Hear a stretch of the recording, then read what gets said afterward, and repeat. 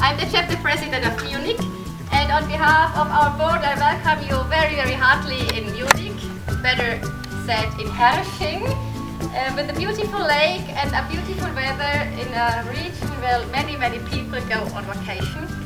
We have all worked very, very hard to make this a very special camp for you, and we hope you enjoy. Where is Costa Rica? Here. Here. I want to mention one thing.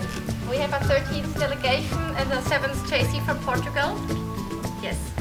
In our camp, and we have Dor from Israel, who also joined our camp. We all know that the camp in Israel was cancelled due to the actual political situation. They are in war.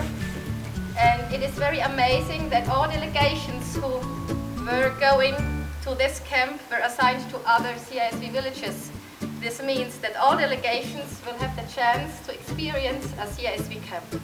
And CISV did really an amazing job, and even if there is war, we work for peace and everybody can be part of this. So this is really excellent, and I think it's really, really good to have you here, the three of you.